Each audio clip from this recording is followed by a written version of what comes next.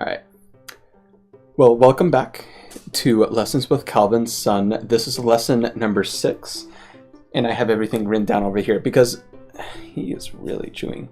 So today is kind of like an overview over all previous lessons plus a little more.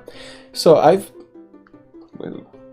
been trying to work on opening stuff, middle game stuff, fighting, direction, and trying to work on shape as well, using this book that I had recently gotten. And we go over a few problems in there, but we go over looking at the whole board. We look at imagining if we, Tanukians, they were to play something kind of like the last lesson.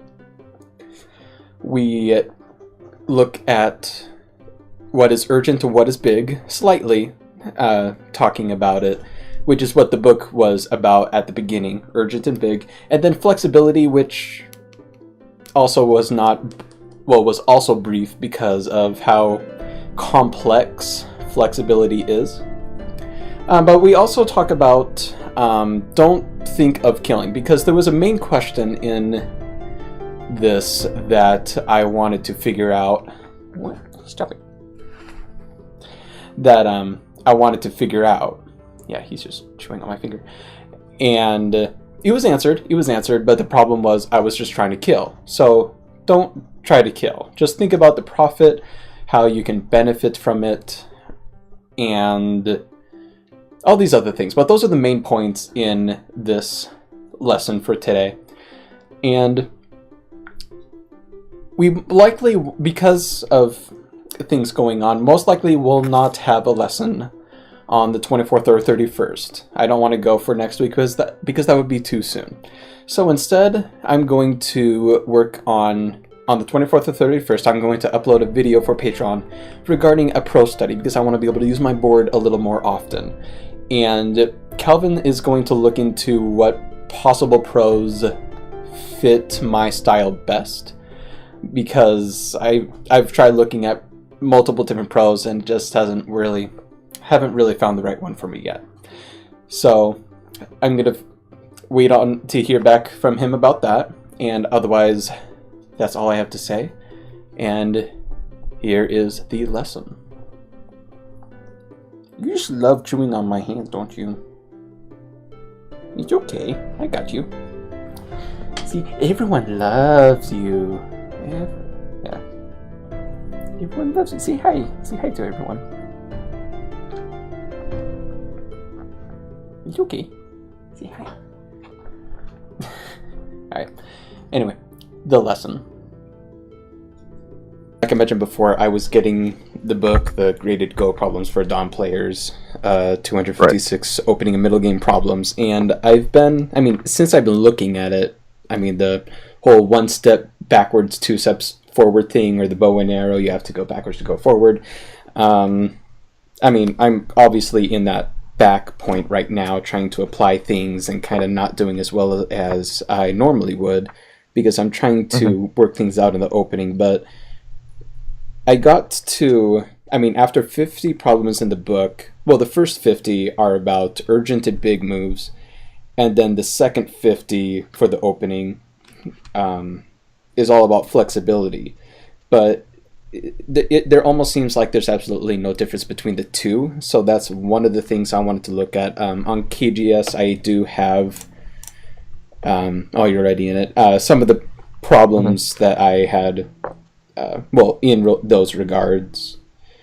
Okay.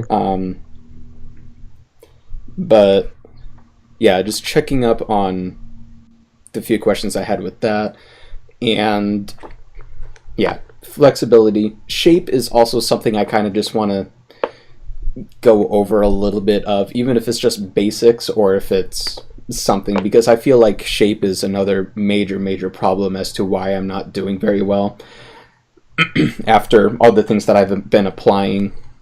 Right. And I've also found that I'm not really good at starting fights. Like, the right opportune moment or the way that will benefit me, because ever since applying the things I've been learning, anytime I try starting a fight because I feel like it's that time, it only ends up benefiting my opponent. So it's Yeah. It's been crazy and bothersome. I think I've only won 2 games out of 15. Oh wow. So, Okay. although actually, yeah, I'll do that if there's time. There's a game that I played against a 2Q and they played oh, something like, not that, something along the lines of this, with them being as black, and I failed miserably, but that could be for some other time, or at the end if there's time. But right. So yeah, that's the overview of what's been on my mind right now with the book and what I feel like I need to work on. But so the first, I mean, it's kind of a mixture of flexibility and shape. No, not flexibility, fighting and shapes, because I guess I'm trying to clear things up in my head, I guess, because with the 2 white stones, I mean, both of these problems were in the book of what is urgent, playing as black in both of them. Right. And I guess I just don't quite understand how this is necessarily bad for white. I mean, I understand the whole idea of if white gets the extension, then yeah, that'll be beneficial for white, even though in the book this says it's over concentrated with this, but the shape in general, like here with the 2 stones there, I also understand that, yeah, if white gets that extension in there, that'll be beneficial for white. But I just don't understand, like, in the past people would tell me that this is capturable, the 2 stones, but I can't even surround them. Like, I guess another way to put it is I don't know how to deal with it. Okay, as black? Yes. You don't know how to punish as black? Well, how to go, like, well, let's see, let's say it's already surrounded. No, right. That's, well, maybe, like at a distance, I guess. Like the middle's still open. This is kind of something, except maybe without that stone. This is maybe something that has happened before in games, and white manages to do just fine. Like, I don't know vital points with the 2 space here, even though I feel like I should. Okay. That's fine. Okay. I'll go over it.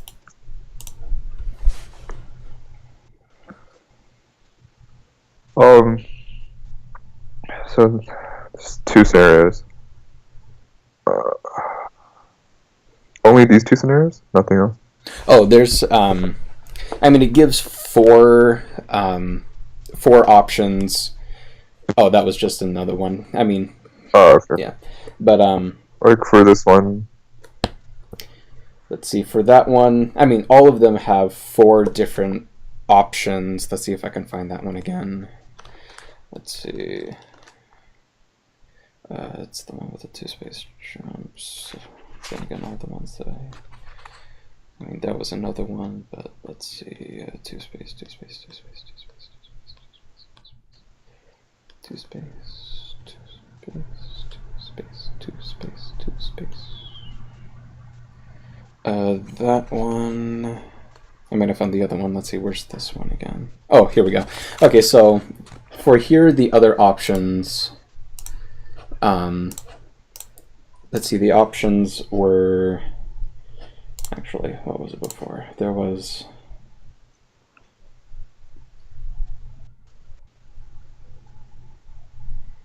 Wait, is that the right one? This is.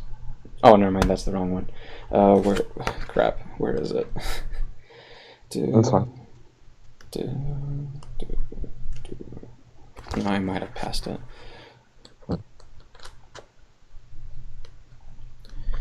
It's the one with that.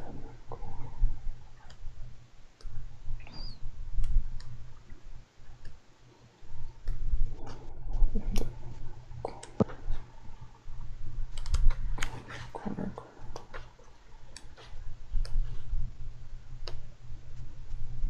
There we go. Okay, the other options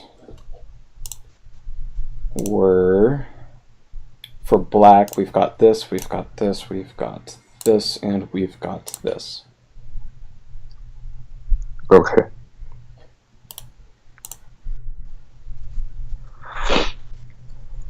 As black. Yeah. So, yeah. So, D is, well, probably quite, like, the most obviously wrong move, I think, because I think you understand why D is wrong. C is good as a local position, but it's not the most urgent. Because if white tries to split black up or something, like, it's not, like, black, the top side is way bigger than the bottom side. And then it comes down to A and B. So A, it's good, but again, giving white this move means that black's corner is still very weak. Like, in the future, like, if white does this, black doesn't really have a good response to it, because there's always this clamp. So, just territorially, this move is way bigger than A. And it also adds pressure to the two white stones, which I'll get into. So if white tanukis, right, black might not choose to kill white, but could choose a way to enclose white inside. So it's not necessarily about... it's really hard to kill those two stones. Only because the outside is so big. Well, when you said... like, when there are stones on the outside for black... not scored. Then it's possible to try to attack from the bottom. If white chooses to play here, then you can remove white's territory, or white's eye space. White can choose to jump. It's still hard to attack, but at least you get some points in the process. And white has a weak group, anyway. Yeah. Here, it's probably not the best decision to do this, because white gets to live pretty comfortably. But I guess without, like, those two stones on the outside, you want to choose outside influence. There are other ways to attack, probably, like, this is probably one.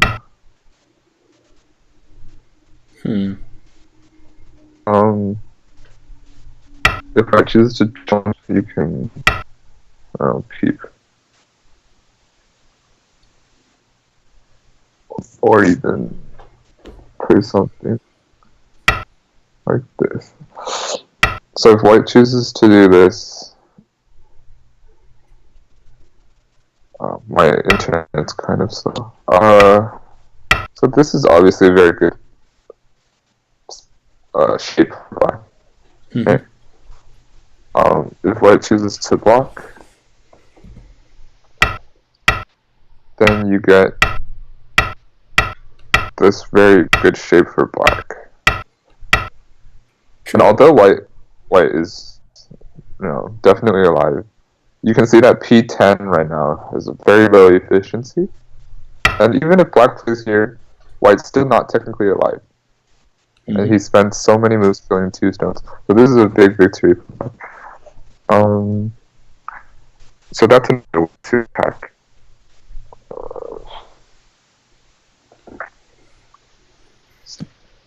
Okay. Do you have any other concerns about this shape? No. I guess, that all makes sense, whether it be a shoulder hit or going from underneath, depending on how the rest of the board looks. I guess I just I mean, in the book it says white must not neglect to reinforce this group with 2, so black gets sent to switch to 3. Being if I were black, I would. If I were white, I'd probably. Yeah, that's what the book says. Yeah, and then black does the H3 pincer. That's what the book says. Right. So, I guess that's just what was kind of confusing me. Like, I felt like white didn't necessarily need P13, but that now it makes sense in a way. Yeah. Although, I don't know. It's pretty debatable whether white will jump, because this is also a pretty big move compared to this. But I guess the book just wants to simplify it. But you can see that this is way better than going directly here, because white doesn't have a lot of forcing moves on top. I guess that's what the book's trying to say. But in the real game, it's actually possible for white to nuke it. Yeah. If white thinks the bottom is winning. So you had another shape right here. Yeah, I mean, that's kind of the same idea with, right. Let's see, the options. I mean, I understood this one too. After what you mentioned before, let's see if I can find the other options that were laid out, though. One thing I want to point out is if the R17 stone were at the start point, then maybe black would choose to nuke. Could choose to nuke. If it were at this point, I mean, it's hard to attack this stone for one, but black. It's possible for black still too, because this is a pretty big move. Yeah. I mean, this shape is even better for black compared to the 3-3.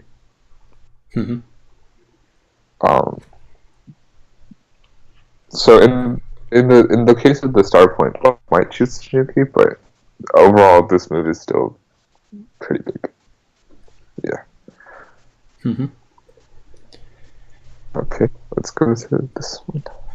Let's see, the other options were... I'm assuming, like, I don't know, H17. Something on the... I mean, I know that E6 was an option, I think... E6, okay. Oh, let's see, where's the problem? Where's the problem? It's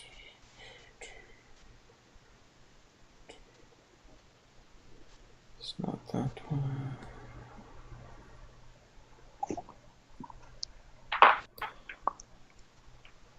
It's not that one. There we go. Okay, so the other options here in the order, let's see, we've got this, we've got the extension, we've got K17, and then that. And this, I mean, actually, this was before the other one, but so, but yeah, I mean, I definitely understand that D is definitely far less superior. It doesn't really do much other than kind of protect the shape that black has, but it doesn't really give black very much. But and then B is kind of the same way, almost kind of flexible, but it at some point it was just between A and C. But I mean, I understand that A. I mean, kind of everything that we just talked over with the previous problem was kind of what I'm thinking about now with this. But I mean, at the same time with this, I mean, going for that influence, like mentioned before, almost seems pointless now. After this, and then if black plays an extension here, well, after an extension here, then maybe I can see black getting some kind of shoulder hit if white doesn't extend. Right. So that actually would make sense. But then I guess in terms of fighting then, or just in general, what would... I mean, I legit tried thinking of this too. What would black do next? I mean, the first things that come to mind are the corner or the shape at the bottom, but I don't. Right. I mean, in a game, this is where I would typically mess something up, or because this would be extremely slow, in my opinion. Right. Okay. I'll go over this. So, yeah, you're right about C. C is a very big move, but it's just not the urgent move Yeah. right now. D is obviously not true, right? B is too lax. It gives white way too much space to jump around. So yes, A is the correct. And right, C right now would probably be the best move because it's really hard to attack these two white stones. If there's nothing on, you don't have any influence yet. So this is okay. For now, yeah, it's a pretty hard decision for black to play.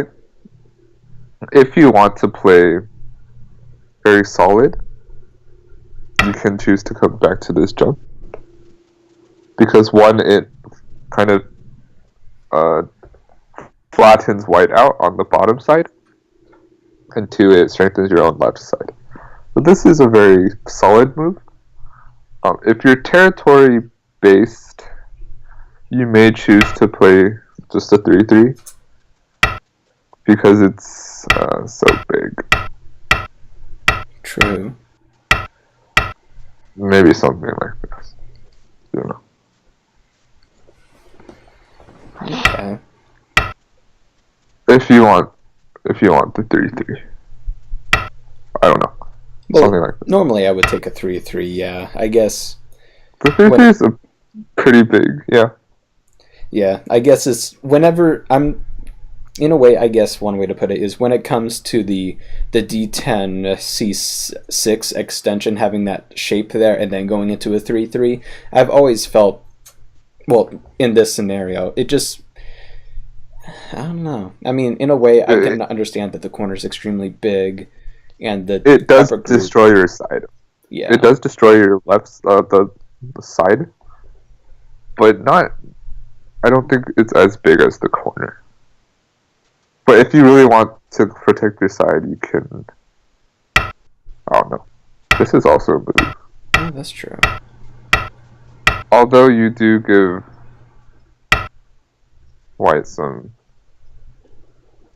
like, you're pretty low, and white still has some of the corner, but I mean, you still get a decent amount back, right? Yeah. Or white might just choose to, something like this. So white does get the outside territory, but you do get the corner if you're willing to play like this. It's not a bad. It's not bad for black. If you want to fight, I think you can. I don't know. This move seems pretty severe for white, in my opinion. How so? It almost seems like if white wants to play this, then you can. I don't know. This seems alright for black. But if you want to invade the bottom side, rather than just this, it seems way too low for black. Mhm. I would not advise playing J3, but this doesn't seem like a bad idea. I think you can even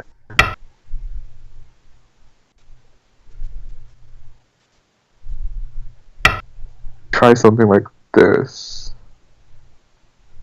because the ladder does the ladder. I'm pretty sure the ladder doesn't work for white.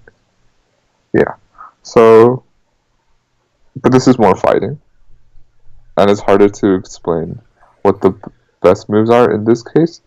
But if you wanted to invade the bottom side, I think this is the best way. Well, I guess, I mean, when I think of G4, I mean, as white would almost want to instantly just play G3 and just go underneath, but yeah, then the extension. But then again, white is still. This is probably the worst case for white. If white chooses to go under, because the outside influence is way too big now. Yeah, that's true. That's true. White would never want to go under in this scenario. I think the only move for white in this case is this. Because even this allows black to jump out. And although maybe you can get the bottom, but this shape is too good for black, right? Yeah. So that's another, fancier way of playing, but I think overall e6 is pretty solid. If I were white, I'd maybe jump down. And then maybe you can play this if you want to be safer. Makes sense. I don't really like these types of games because it's everyone making their own territory, and it's really hard to kind of determine which spot is the biggest on the board. Yeah. So I get what you're trying to say about making a difficult decision, but so one way to decide that is to kind of picture the position you would be in if your opponent got the move that you're trying to play. So if instead of black getting this move, what if white got here? Kind of like what we were talking about in the last lesson. Right. And so because both moves are so big, that means you should probably want to play there. Similarly to this position, the C is very big. I do admit, but then if you play C, white gets an even bigger move. So you would want to play where white can more severely punish. I mean, you can play this, but then there's no really good way to punish white if white tanukis. It's not as powerful as this move, I guess. So do you have any questions about this opening? Nope, I think that's all been answered, yeah. Okay. Let's see. We can go to this one. Oh, totally snatched that. Let's see, okay. This one was a mistake. I meant to go to this one. Is this also in the book? Yes, this is also in the book, but this is one of the first ones in the flexible section, which I was very... What is the flexible section? What was that? What is the flexible section? Let's see, in here, I can just read what it says in here. There's no right answer? Oh, well, in here there is... It does give an answer, yeah, and options. Okay. Let's see. As opposed to the skirmishes in the middle game where deep and accurate reading is required and the calculating powers needed in the end game, the opening is the part of the game in which intuition plays a major role. It is also the part of the game where you can determine the kind of game you want to play, and etc., etc. However, Go is a contest of wills, and a strong opponent will try to thwart your strategy. Therefore, you must be willing to give up your initial strategic conception and play flexibly. That is what this section really is when it talks about flexibility, and it's... That's really good, yeah. And just with this game, with this problem, I was very, very, very, very confused. Like, it just didn't feel right. As black? Yes, as black. And it says that that's the answer. But, I mean, like I already marked before, Q3 and then the J3 is extremely heavy in my opinion. It doesn't look like there's really much black can't connect either, and white has high stones on top to go against that, and more so if white surrounds the two black stones and then there's the Q. It just makes absolutely no sense for me. Like, there's Okay. so many weak groups. That is true. Okay, I will go over them one by one. So, okay. Although I let's do want to first. mention really quick too, that in here it does say that if any, that the problem in general is saying that if white gets anything on the left side, like playing D or something, then black's going to feel very uncomfortable. So that's what it said. Where would you go? What was your choice? My choice was C, because I felt like C. that the cornerstone would still be okay, really hard to capture. And that heavy group is what really needs the attention, and it helps to reduce the white side of the potential. And maybe if Q3 is brought out, it can maybe do something towards the M3 stone to make it weaker, or just take the corner fully, one or the other. Okay, so J6 doesn't seem too bad, in my opinion. But this, I think it's what the book is trying to say is that it's too over-concentrated on the 3 stones. These 3 stones are really hard to kill, in my opinion. Really? I don't know if so white has to choose a way to attack. White may choose this, I'm assuming, but like it's not easy for white to attack those stones. You can, I don't know, just monkey jump. And although it is a weak group, okay. Here's the idea. So if you attack white's left side, then you survive on the left side, then A and B become very light, because you only have to live one of those 2 groups.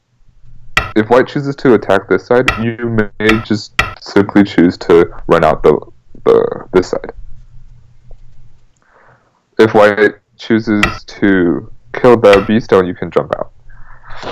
And because black has a lot of territory on the top, upper right, those 5 stones, and the corner, black is willing to sacrifice something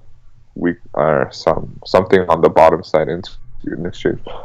So this is the flexibility section, right? Yes. So I don't see anything wrong per se with this move. But if white spent another move here, white would be ahead in territory, I think. Just because it's way too big. So this problem is kind of strange because like with my style of play, I would never allow white to make that much influence. So it's really hard to make a decision here when I've allowed white to play to this point. Because there has to be a balance in the opening, and I feel like black is too over-concentrated on territory. But if that's your style, like there's definitely the get as much territory as you can and then destroy all of white's territory, right? But so D is a good move because it attacks white's weakness on the top side. F16, D15, that shape is not very good yet. And if black can make life on the bottom, then white is obviously low on territory, like solid territory. So the only way for white to go about this is to attack those 2 stones.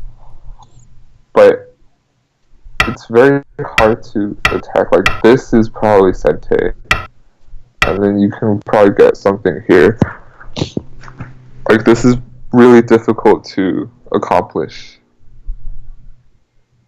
So how would you attack the bottom?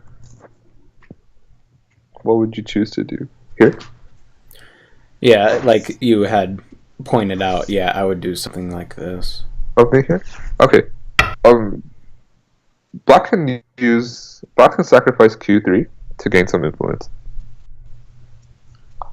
So right now, maybe you'd play here. I can you like over concentrate white on the bottom side. Maybe gain something.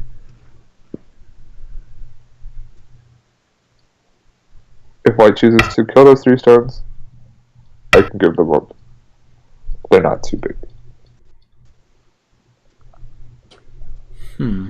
This is definitely harder than the previous problems because there's so much going on the board. The board is way too open right now.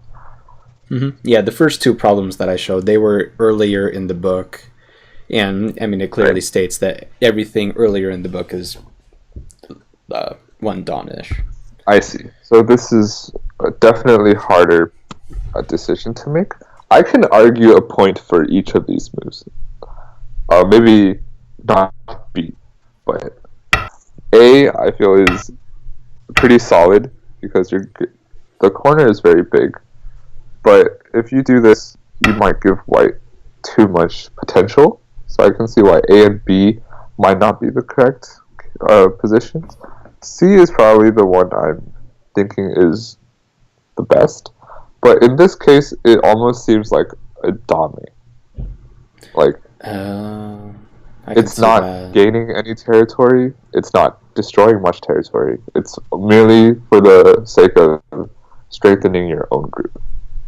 And if you want to do that, like, I guess you can do something like this, but I don't think people will want to just, like, give up territory like that. So maybe the book is trying to say that the bottom is much smaller in comparison to the left side. I mean, if white wants to attack those 3, yeah, you can jump out, like, by all means, or whatever. But you want to wait for white to play a move before you play on the bottom side? I don't know, but right, C is the number 1 instinct for most people because it seems like it's kind of reducing white's ability to make an influence, and it's strengthening black, and it's looking at R2. Right? It's not a bad move, but in this case, white has way too much influence, and if white plays anything here, black can't really invade anymore. And if we count territory, oh yeah, go ahead. So, I mean, I definitely understand everything. I guess this also comes back to the fear that I have in regards to playing against Moyo, because usually it does not go well for me. But, I mean, looking at C12, it just... I guess I still can't comprehend how it's just... how that's just the answer. How it's possible for black to live in there. I mean, I understand that white's shape on the top is kind of messed up, but I feel like white could easily... If you're scared to play this deep, which I completely understand, maybe you can try something higher then. And then that goes to the other fear, because it's still the same fear, but anytime I play high, I see no way for me to get a base. I mean, here white has 2 low stones, and usually when going into space like this, it's nearly impossible to run out anywhere, and I just feel even more uncomfortable with a high stone rather than a low stone. But the lowness I can kind of understand. I guess it's just the fear of making sure that I get good shape in regards to living or whatnot. And the one space jump kind of, I don't know. It's kind of strange. It is pretty strange. So what my teacher used to tell me when I had problems like this was just to invade as much as possible, and like during practice, and just die a lot.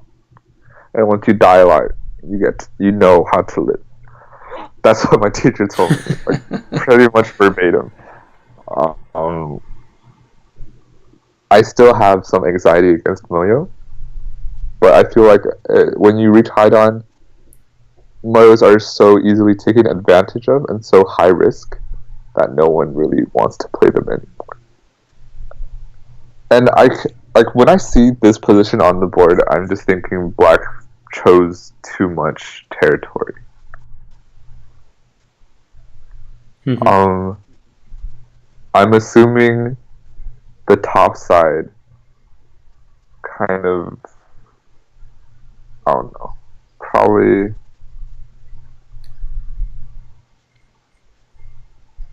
this, right? Black did something like this. Yeah, that's what I was thinking.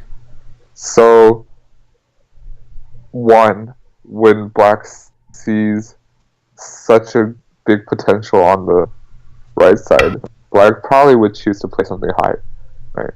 Mm-hmm.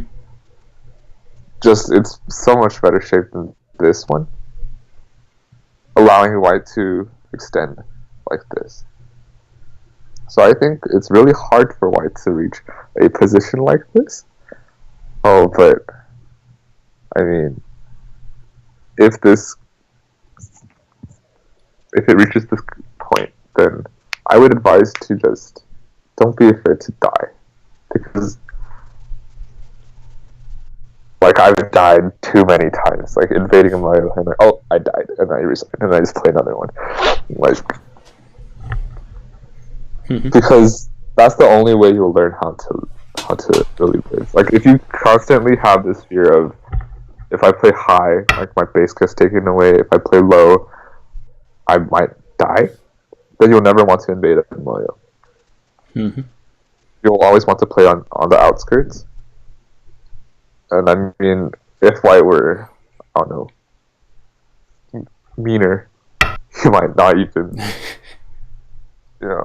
play on the inside.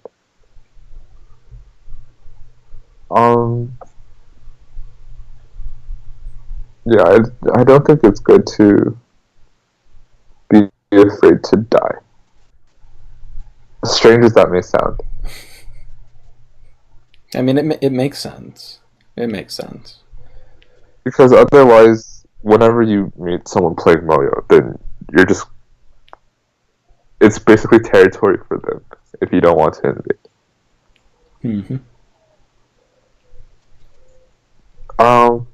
But if you really don't feel comfortable with that, just don't in the first maybe first 30 moves, maybe even 20 moves, choose your Josekis wisely. Get a balance of influence and territory. Then you won't really have a problem. Unless you're playing someone with like who plays like Sirensei, then you're pretty much forced into a fight. Yeah. So I don't really have a clear answer for this either. I do understand what the book is trying to go with D. It doesn't. I don't like that it doesn't explain further how to resolve the situation, and it just leaves it at this.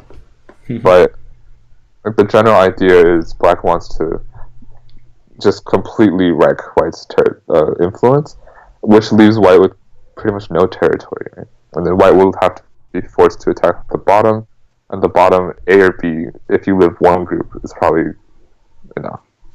Yeah, C just does seem like a dominate, objectively. I can see how that would come about, yeah. Yeah. So, I don't know, it might not be a satisfactory answer, but... No, it definitely was. Because, I mean, never would I, in the past, before looking at this book, want to play a one-space jump trying to make a base in ice shape. But, again, I'm trying to work on shape and, I guess, invasions as well. And, I mean, if I need to play that kind of shape, I need to play that kind of shape. I guess, in a way, I've built up myself to think that it was just plain old bad to have a one-space jump. Just like how a 2-space jump, there's always going to be something that where it should just die. But I mean, talking about all of this, and it's been brought up before in streams that I've done and whatnot, that not everything can die. But it's bad habit. It's just think it's harder for them to kill. Yeah. It is way harder to kill than to, and pressure wise, and like play. The pressure, it's a much bigger pressure for them to kill, because if they don't kill, they lose the game. But if they kill, you might get some like I don't know, other advantage or something. Mm-hmm. Okay. Is there another variation of this one? Let's see. So this one, this is the last one in regards that I had questions for. This, I have not looked at the answer for this yet, because I kind of wanted to, for the sake of going through the rest of this section, I wanted to pull up a problem that I have not seen the answer for yet, and kind of try to just kind of, I mean, because this go is through the thought process, I guess. Right? Yeah, and this is still in the flexible kind of thing, because here, I mean, for me personally, I feel like C would be the urgent move after going through 50 problems in regards to urgent, because if white gets, I don't know, something later on with C2, later on, because I know if white does C2, black can do F4 and surround and go for influence. Right. Well, then again, then maybe C, maybe no. Let's do elimination for now. Which moves would you not play? I don't think I want to play A or B right now. Well, then again, I mean with one. Well, okay. Let's do this. Out of A and B, which would you be less likely to play? I don't think I would play B, because then white can get R8, and white would have a better position on the right, and the corner should definitely be fine. So. Right. Okay. That's good. So we'll leave A there, and then out of C and D, which would you play? Oh, that's what I was trying to tell myself earlier. Because I mean, okay. Although I mean, after what I was just trying to say before with C, I mean the corner should be fine, and there's plenty of room for the J3 right now. And if white gets something like D in, then all of black's potential on the top is kind of ruined, or over concentrated, while white's a whole lot bigger and has 2 extensions to a Hoshi. So I guess I want to play D in a way. I can understand that. I just don't see how it would necessarily be flexible, though. I guess another thing, is I just don't understand being flexible in a game. Like, flexible. Yeah, I don't really understand. I don't really understand their definition either. I guess so. In this case, white is trying to. Yeah, I don't know what flexible means, but I can tell you my thought process. B is definitely not right. Mm-hmm. As a territory-based person, C is very enticing for me. D is also a very big move, but it doesn't seem like the move I would play, because one, it doesn't really affect white's corner. It's merely there for territories. Mm-hmm. And if black really wanted to go for the corner, they could just play D18. Right, like they would go deeper. On the other hand, if white played something along the lines of H17, it would not affect black either. Black is very thick on the top side. If white tries to play like K17, then you can invade at D18 or whatnot, or D17, right? Mm-hmm. that leaves you a lot of room to move around. So D does not seem like the correct play. C is pretty big. B is not correct play. A is pretty interesting because you can see that how black is very thick on the top side. Yeah. And so I'm assuming the book chooses A. It would be kind of embarrassing if it weren't. But if I were black, I'd maybe want to play A because if white chooses to pincer, black can jump out. White would not want to play Definitely so not. close to it from side. White would probably choose to jump. If black chooses to jump, then you can see how black is one step ahead of white. And so I think in this case, black has a better position on the board. Also, it Even after white connects underneath? Oh, if white connects underneath, then by all means, like play elsewhere. Like this is good enough for black. Like, in the future, like there's so much Aji on the bottom side that white might be forced to spend another move. If it were compare this to this. Yeah. Right. I think this is it's like symmetrical, but this is like the shape that white probably wants to get. Right. Mm-hmm. So compare that to this. If white spends another move, then you get sent right again. And white doesn't really have a way to like play something like this because there's so much. This is just disgusting, Haji. And like N9 is a pretty good position on this board because it kind of strengthens the bottom influence, and it like white doesn't have a chance to make influence on the outside. I'm assuming A is the correct answer because this gives white too good a shape on both sides, and black is kind of over-concentrated. So I don't know what the book said. Oh, let's see. I'm gonna block the other problem so I don't see the answer for that. Yes, it says A is the answer. Okay. Let's see. Although in response, it says, let's see, the jump. Okay. And extend, kick, jump high, and then this. Invading with white with one uses black strength in the top right to the maximum. And black can now look forward to attacking white's 2 stones on the upper right side. Okay. Yeah. And so I guess you're trying to use your own thickness to attack. And yeah, like mentioned before, white would Pincer is way too good. Yeah. It's just the wrong direction. Yeah, and it has the marks down there, yeah. And just goes on saying... Yeah, too low. Imbalance is unsatisfactory, so... Yeah. I'm curious to what they say about C and D.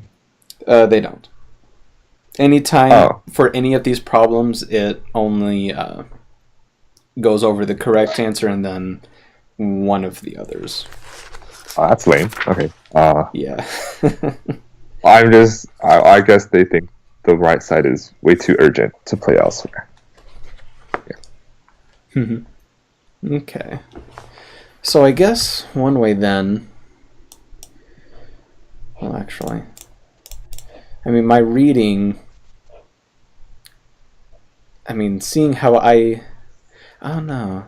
I mean, I instantly just threw away the idea of A and B because I wanted to develop myself. I wanted to play D3 or H17 to build up. But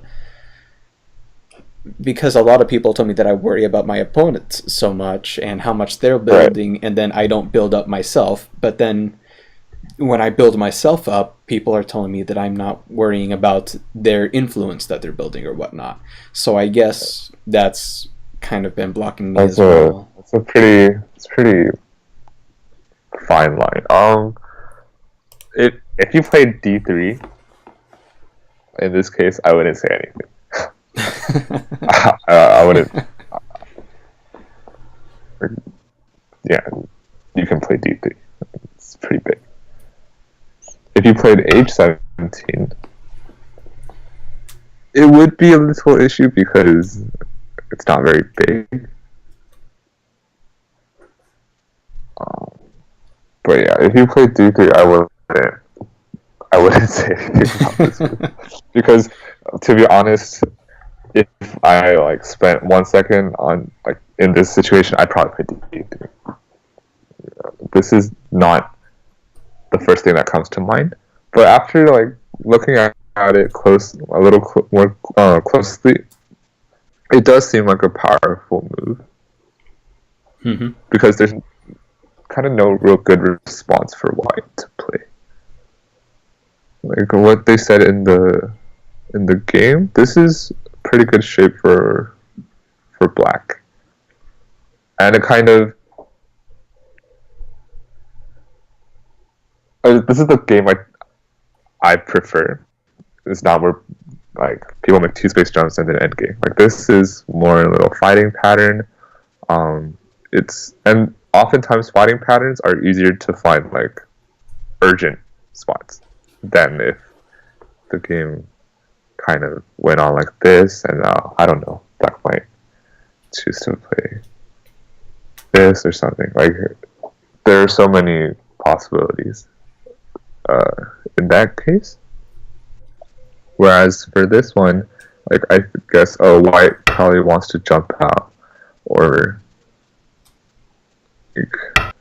make life, then black can get this move, which is pretty big, stuff like that. Mm-hmm. Okay. I don't know. A does seem pretty powerful,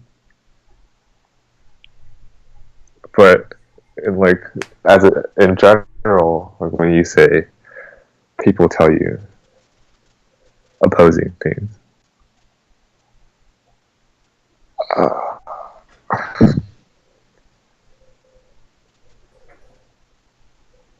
I don't know. I don't really care about what other people say. I just play around game. I mean, I've wanted to play my own way without trying to think of what others say, but the way that I've gone with Go, I mean, I've been trying to be so dependent on what others say and what others tell me, right? To learn, because anytime I've tried studying on my own, I've always learned the wrong things, or when I try to study them and try applying them, my opponents always find some kind of way to thwart the shape or the sequences and end up getting a very, very good result for them. So I guess one way is just I just don't have much confidence when it comes to my own instinct on what to do. But and it's much harder to improve when you get older, because you don't play like nearly as much if you were a kid. Because I guess the only way or one of the biggest ways to improve on that is to play a lot, get like a good idea of when to play what move. And the second thing is that it's far easier to be like impressionable as you get older. So you try to mimic or try to imitate what other people, or like apply what other people tell you, and that's not a bad thing. But like for people to say that this move is bad is probably not accurate, because it's based on your playstyle. If you were territory oriented, D3 might be completely fine. if you wanted to fight, like had a more fighting style, then this is probably okay too. Which is one kind of issue I have with Joseki books, is that it doesn't really it's not based on your style of play.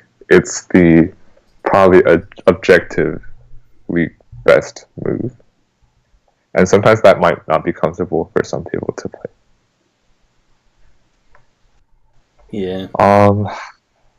Which is a problem. Which is why I don't really read Joseki books. And every time I stream now, I mean, I don't really. I mean, sometimes I'll glance at Josekipedia, but I keep telling myself don't go based off of that. But with that No, in it's mind, a good resource though, because sometimes when I play online, like I'll never not know a Joseki, and I was like, oh, I'll cheat, and then I was like, look at a Josekipedia. Like, it's not horrible, but it's good to understand why that Joseki works instead of just copying it. Yeah. Because, yeah, if you were following blindly on Josekipedia, then sometimes the results might not be the same. Yeah. But it's a good, like, the database is a good resource to utilize if you like never seen a Joseki before. Yeah. I don't know, for your issue of when to invade influence and when to develop your own influence, ultimately comes down to how big something is. Yeah. And I'm trying to continue with the book to help with understanding what is bigger, what is, like mentioned, urgent, and just trying to work on all the things that's in here. Right. And like mentioned before, just playing more games. I mean, I never really play games very often. Let's see. When I first started playing Go, I played maybe very few games each. Actually, no, when I first started, I was really into it, trying to play as many games as I could, but it was kind of hard to find games online.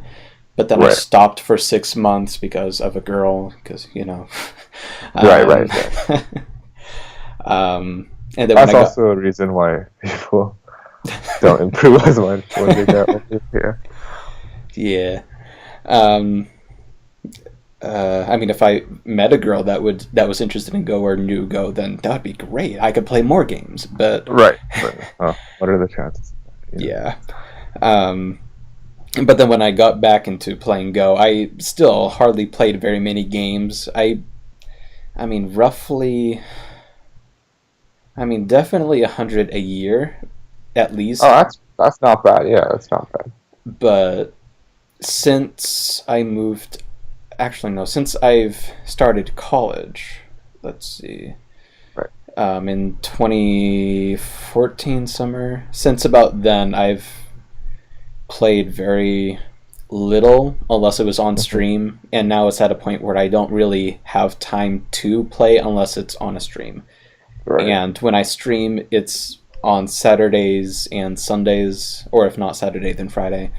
And I'm lucky if I get, I'm between 4 and maybe 12 games. So that's not bad. That's I mean, go ahead.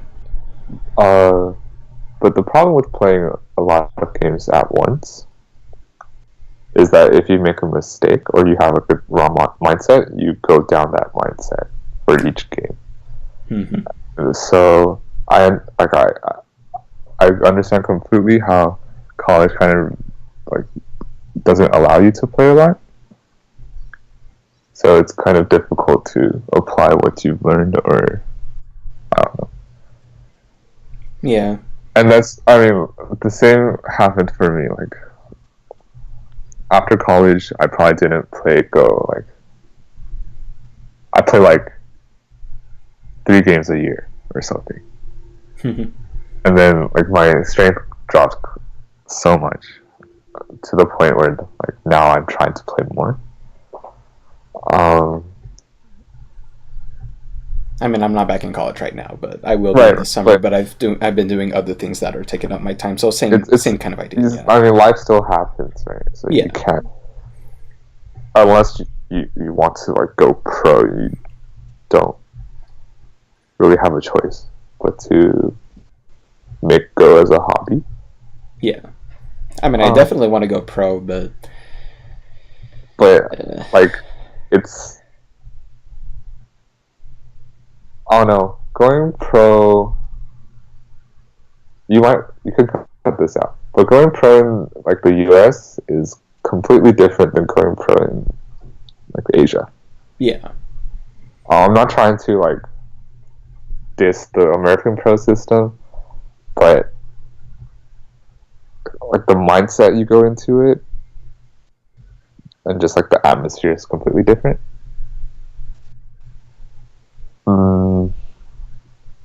And it's like way easier in America. I mean, objectively easier in America. I would So think going so, yeah. pro doesn't, like, it's great and all, but then that shouldn't be your reason to play Go. I play Go because it's fun. Oh, I yeah. play because I don't know. So sometimes Go can be pretty frustrating. Not gonna lie. And then I just rage quit and I just don't want to play anymore. Yep. But then after a while, but after a while, like you'll come back and you'll be like, oh yeah, like I kind of miss Go. I want to play some games, even if I lose, like whatever. So just take it easy. I don't think you necessarily need the mindset of going pro. I didn't think I would go pro. Because that was like when I was busiest with high school. So I kind of got lucky, but I'll just play Go for fun. If you're trying too hard to improve, it's probably gonna backfire. Yeah. Like, if you're trying to play Go only for the sake of improving, then it's probably not the best idea. I mean, if I end up not going pro, I'm not too worried about that. I just want to at least just be someone people can depend on, I guess, more. Right. I mean, so you can be that type of person even if like pro and Haidon. The difference isn't very big, in my opinion. So I think of pro as just a status, but some pros are weaker than amateurs, right? So, I mean, my current goal is at least just being 5 Dawn, a solid right, 5 Dawn, like maybe KGS 5 Dawn or AGA 5 Dawn, but that's a very good goal to me. But that'll take like a lot of practice and stuff. Yeah. I mean, if you're not like urgently trying to reach that level, then you can just take it slower. I think, like, from our first lesson, I've definitely found less stupid mistakes in your game. Like, in the beginning, there were moves where you would just lose the game completely, right? Yeah. And I've noticed those moves occur very, like, less frequently in your recent games. So that's an improvement. Like, not just dying or I don't know. You should see the one game I played on stream last weekend. Oh no, but I'm only saying from what I know, right? Yeah. And like your problems have transitioned into a sort of more complex, like not black and white type of problem. It's more like flexibility, whatever. Like these types of issues are less easy, like harder to solve. Mm-hmm. But it's a good step in a good way, step in the good direction. Because everyone has positional mistakes and stuff. Like I don't know how many positional mistakes in Joseki and Fuseki, and I just try to claw back from that. I don't know. Yeah, like. So don't worry about it. I wouldn't worry about it. Just keep on playing as much as possible. Mm-hmm. Have you played Blitz? Oh yeah, I mean, lately I've just playing fast games. I haven't really. Fast, not Blitz. Yeah, fast is okay. Let's see. With servers, I've been playing 10-minute main time, but I would play as if 5-minute main time. Okay. So, but not very many slow games ever since the tournament because, I mean, if I use like I don't know if I mentioned it before, but I played my first game and then as soon as that one was done, because it took like 2 hours, the other two Dawn players were done. I went straight into the second game, so I did 4 hours straight. No. And then I told them, I mean, again, when my game was done, the other two were already done. So I'm like, no, I need to wait for at least half hour, but it ends up like maybe being 45, 60 minutes. But even then, I just fell apart. But ever since then, that's brutal. Because my head really, really hurt. That was really... That scared me. Yeah, it's very mentally straining to play that much. Yeah. Oh, and the thing that when I said that I scared me, a streamer had this experience too. I mean, I'm not streaming or anything, and then I get that notification just blasting in my ears saying that someone followed. Oh wow! Oh, I don't know. I just found that really funny. Oh wow!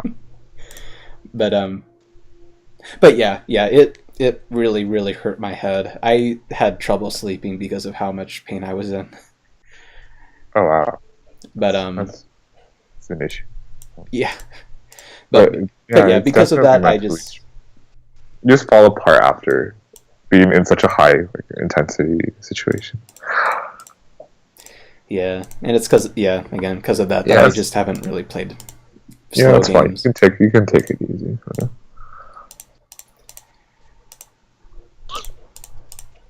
Do you have any other questions before we call this to an end? Yes, I mean I pulled up the game where I I failed miserably against the 2Q who played like this, and it's a strange opening. Yeah, and I thought, I mean, usually in the past, because of just self-studying, I usually, when someone plays like this, I just go straight for the Hoshi. Instead of going for... I mean, that was old me. Right. It's not bad, yeah. But even just... I mean, here, I wanted... I guess this is just a whole Fuseki thing. Like, I don't know. Yeah, I think Q16 is fine. I mean, this is fine too. There's nothing wrong with this. I just feel extremely behind if Black gets something like this in. I mean, in the game, I think Black does... I think this is a little worse for you. Yeah, I just can't... These kind of games are what make me feel that my studies are pointless, because nothing I studied had anything to do with this. Right. This is a very rare Fuseki for Black. I'll try to go over it quickly. I might have to go soon, but that's fine. Any kind of insight is okay. Good enough. So the reason why I don't like double 3-3 for Black is because this move is kind of too powerful for White. now it seems like black is too low on both sides, and it's hard to develop for black. But this is still completely fine. I like this move. This move is good. This 3-space jump might be a little too far, but like in this scenario, if you had connected, I think it would have been fine for you. Because black is forced to play here, right? And then you can play this. Like, I think that stone is way too big. True. If I were black, I would leave it like this. I would play elsewhere, because if white wants to fix his own position, then he has to spend another move. This is okay. Like, in this case, I think white isn't alive yet, right? Mm-hmm. And so it's a little more difficult for white. Yeah, I don't know. If you're forced to play something like this, then this shape is way too good for black. Right? Yeah. So when you say you don't like see these types of like, I don't see these types of fusekis either, so I wouldn't know what to play. But it just seems that if black is trying to make his own like influence, then you can take the influence on the top side. I mean, with that kind of mindset, I mean, in the past, anytime I tried thinking that I want to go for influence to help counter influence potential, usually I end up with very little territory and they just have more. But but then again, it's the opening of a game. It's not really easy to answer something like that. Like, this, I think, is completely fine if you just don't play here. Yeah, true. Because even if black plays, I don't know, like it's also a game. I'm not saying it's good or bad. It's just also a game, because black is pretty solid territory, but in the future, like, just attack, invade. Anything is fine for one. I think you were too concentrated in making life in the beginning. Yeah. Just settling down. If you had played this move, I think this game is still fine. Like, black didn't gain much from this, right? True.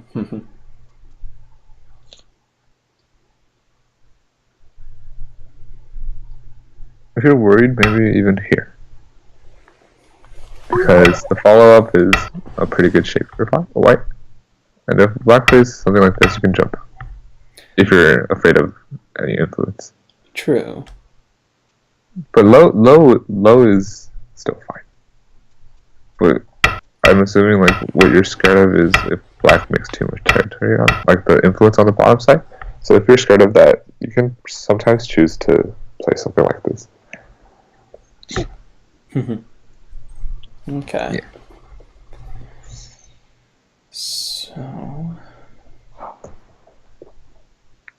So I was just staying too low, giving myself problems. Yeah. Yeah, this just trying to get this in my head, because I mean, anytime I think I'm going against Moyo, I just want to stay low. I want to, but it's still the opening. There's plenty of room, so playing lightly should just do fine. And like you mentioned before, just it gives white good shape if black ignores that. So.